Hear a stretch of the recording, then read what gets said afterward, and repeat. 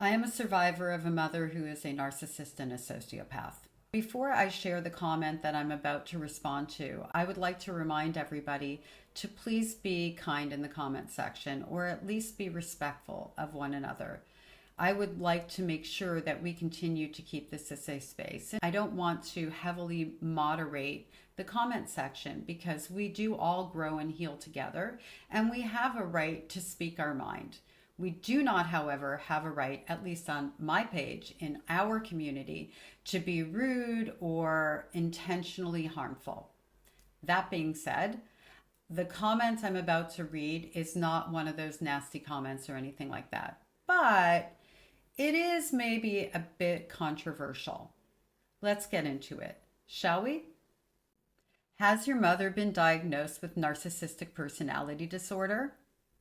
Did you attempt family therapy? I have massive regrets since my mother died. You can't make claims like that until you've actually experienced that circumstance. I'm not sure, just for full disclosure out of the gate, which video this comment was made on. So I have to assume based on things that I know I have shared. One of the things I have said in the past is that when my mother dies, it will be of great relief to me. And I do know that for a fact, and I don't have to experience it to understand it. Well, maybe I do, because I already have. When I was born, my mother was dead. She was a dead person inside, but for her ability to abuse me, destroy me, emotionally violate me, and physically assault me as well. The emotional abuse far outweighed any physical abuse that my mother ever perpetrated, not just in numbers, but in impact. The emotional abuse is what taught me about who I was and what love looked like. Love was hate, fear, anger, rage, not to be trusted. And every now and again peppered with a nice moment.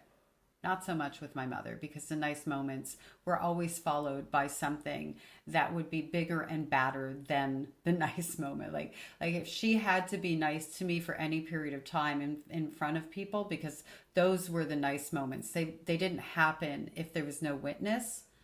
The nicer she was to me, the worse she would be to me. So I was born to a dead mother. I never knew a mother's love, a mother's kindness. I never developed those feelings around my mother because of the fact that I lived in fear of her. And where fear lives, love does not exist. That is how I feel about it. When I ended up going no contact, which was over 30 years ago, and yes, there were a couple of blips in there because my mother showed up and, threw herself into my life, or attempted to, without invitation or warning. Other than those couple of little mini blips in there, I haven't had a relationship with my mother. She has been dead to me. She is a stranger to me. And I do not miss her. I do not miss anything about her. And I have no desire to interact with someone who systematically attempted to sabotage and destroy every aspect of my life and every relationship I've ever enjoyed. When my grandfather died, my grandfather molested me when I was a little girl. I lived with my grandparents for a few years. I felt relief and a bit of confusion, but I didn't feel sadness and I didn't feel love.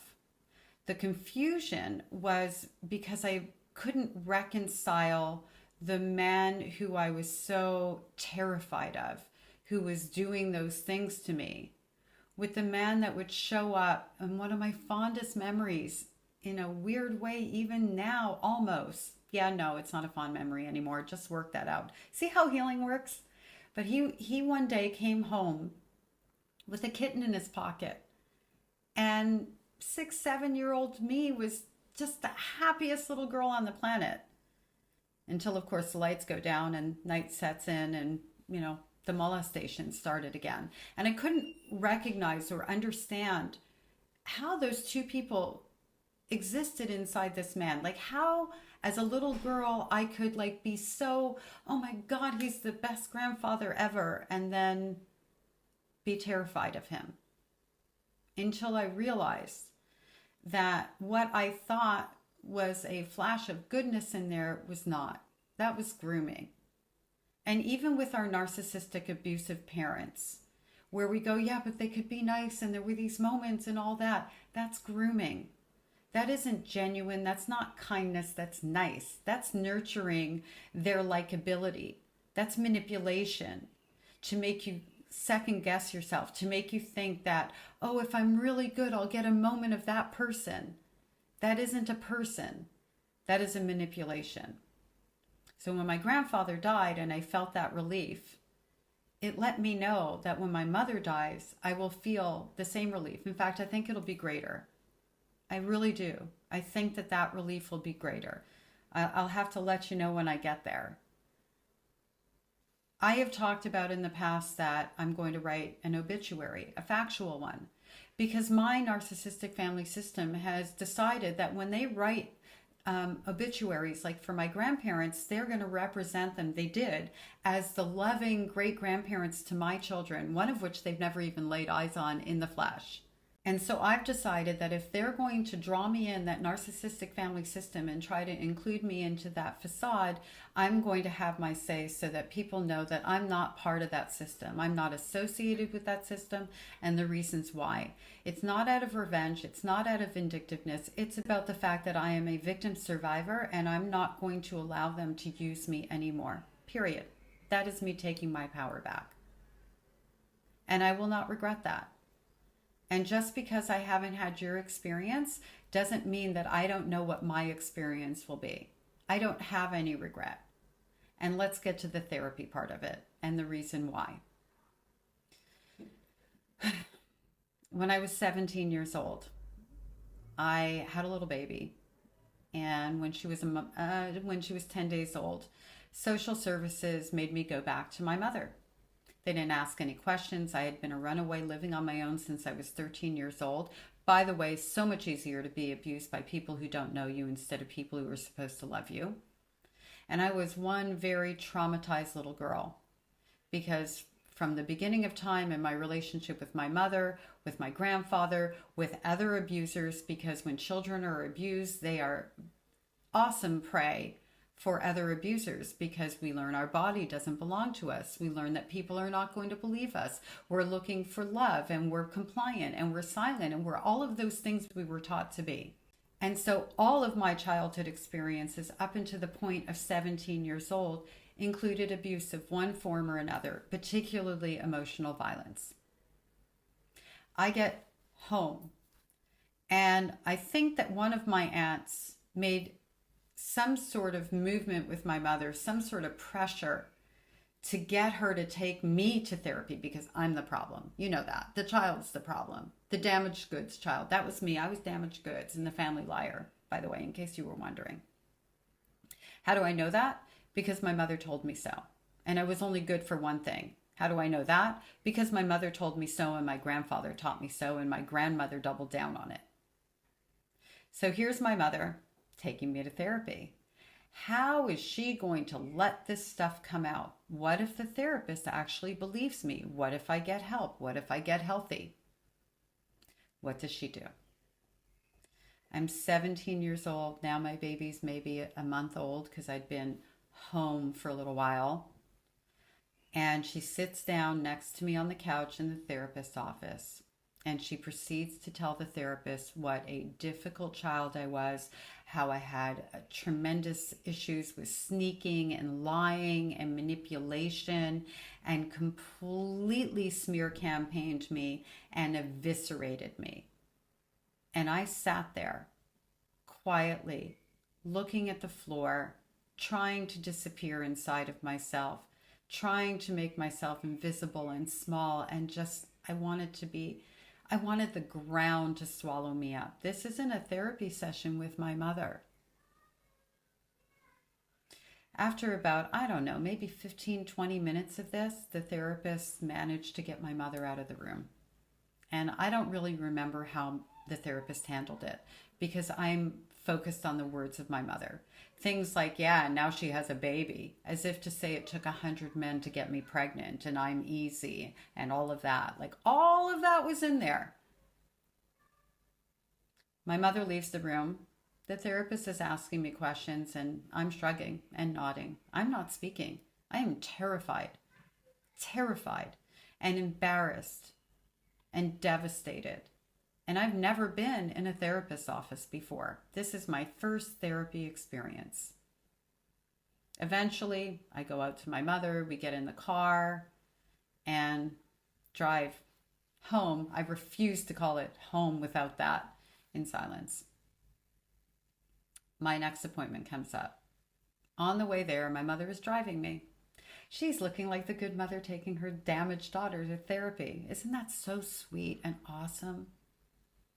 The conversation in the car. I know everything you say to the therapist. I pay the therapist. I know what you've said about me. I know what you're saying. I know how you're lying. And here's me, so terrified and so brainwashed and so unable to believe myself and what I know to be true, immediately questioning myself.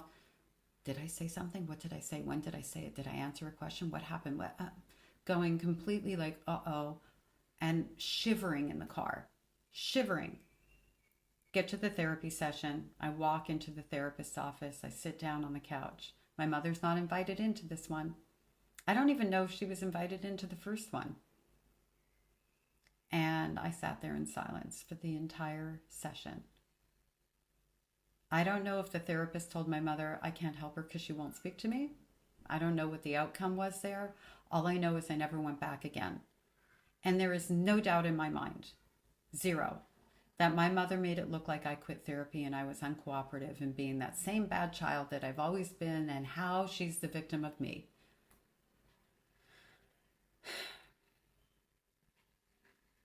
It took me 9 years, I was 17 at that time, so it took me until I was 26 or 27 years old to seek out therapy again. And I only did so because I was terrified I was going to unalive myself and abandon my children. And when I walked into my first therapist office and my first psychiatrist's appointment, I was terrified because of that experience. It was the hardest thing I've ever had to do. The hardest. And that's what my mother did to therapy for me. And incidentally, when I went no contact with my mother, it was due to the fact that she was treating my little daughter like she was the queen of the universe, the golden child. And she was about 5 or 6 years old at this point, and my son would have been in his twos. She was treating this little baby boy of mine like he was nothing. And she was making it very clear between my two children. And maybe my son didn't understand it so much, but my daughter was understanding it to some degree. I've come to find out later, actually, that's where my daughter learned guilt from, because she felt so bad for her little brother. And for the other people around her who didn't receive the same kind of love as my mother was giving her. She recognized that as a little girl. She was teaching my children to lie to me, to be afraid of me, to doubt me. She was creating division in our relationship, or attempting to. And when I would tell my mother, don't do this thing, or please do that, or make sure you're, equalizing your relationship with my children and trying to get her to treat them with kindness and love and respect, not me. I wasn't asking for it for me because I knew I didn't deserve it, and I knew my children did. She would not alter her behavior. I asked her to go to therapy. Nope, wouldn't do it. So that answers that question, right? And I know she wouldn't go to therapy with me at that point in time because I was becoming a person who was finding her voice. I didn't know that, but I know my mother saw it. I did not tell my mother I would never speak to her again. I didn't know I would never speak to her again. I did tell my mother that if she continued treating my children this way, I would be seeing less and less of her. Like, I couldn't give her the same kind of access. She wouldn't have the kids on her own, or especially not my daughter, and all of that. So I was backing out of the relationship until it came to the point where it broke. And even at that time, I did not know that it would last the whole rest of my life. In the time that I began not having with her, the time that I was apart from her, I started to figure out that maybe, just maybe, it wasn't me that was the bad one. And then I went to therapy. So as I was in therapy, my therapist is the one who told me that she felt that my mother had narcissistic personality disorder, and that she had antisocial personality disorder, or she might have said sociopath, because I've had different therapists along the way use different words, and psychologists and psychiatrists and all sorts of people. This person was a psychologist. My psychiatrist, independent sessions, learning about my experience, said the same thing. Every single person I have ever connected to in the psychiatric community, and I have spoken at psychiatric hospitals, so I have met a lot of psychiatrists, psychologists, psych nurses, all sorts of people who deal with mental health disorders, have unanimously, separately said exactly the same thing. So no, my mother has never, to my knowledge, received an actual formal diagnosis, but I am taking what all of these professionals, who are far more educated than I am, at their word. Because when you look at profilers, for example, like when you look at the FBI and how they profile serial killers to be able to identify them and find them. And then when they do, lo and behold, oh my gosh, they're right. And here's this person who was never formally diagnosed, yet here they have a diagnosis in connection with their patterns of behavior. And my mother's patterns of behavior, patterns of abuse, indicate that she is a sociopath and a narcissist. When I speak about narcissism or narcissistic abuse or sociopaths and whatever it is I'm sharing my experience in, unless I'm talking about my mother directly, because here's where I agree with you, or where I think you were going a little bit. When I'm talking about my experience, I talk about my mother as what I know her to be. When I'm talking about other people's experiences or sharing this in a more general way, coming from a narcissistic family system, for example, I don't label people with NPD. It's a wide spectrum. I don't label people with cluster B. I don't label people as sociopaths. I purposely do not do that, because none of that is actually that important to have the formal diagnosis around when you're dealing with healing and creating boundaries and determining who you are or are not going to have a relationship with. At the end of the day, what matters the most is that the people you connect to are people who are healthy, who are loving, who are kind, and show up with all of those characteristics. And if they are toxic and they are abusive, whether they have NPD or not is not actually so relevant. Yeah, we can look at patterns of behavior and go, it looks like that. But I don't need to know definitively that my mother is a sociopath and a narcissist to know that she's a bad person that I don't deserve to have a relationship with. So I hope that gives some clarification to where it is I get my knowledge from in relationship to my mother and to my own feelings around how I know her death is going to impact me. And I'm very sorry that you live with regret around your mother. And what I want to tell you is that regardless of what you did or didn't do that you regret, you deserved a mother who treated you with the kind of love, unconditional love, kindness, and respect that would have created and supported a relationship with her. And the fact that that wasn't the case, the regret would belong to her, and it does not belong to you. And I'm very sorry that that's where you are. And I wish you all the healing and growth in the world. That's what we're here for. And I hope what I'm sharing with you right now helps you in some way. Thank you for taking the time to question and comment. And as a reminder to everyone out there, let's lead with kindness and love and care for ourselves and kindness and courtesy for others. See you soon. And thank you again.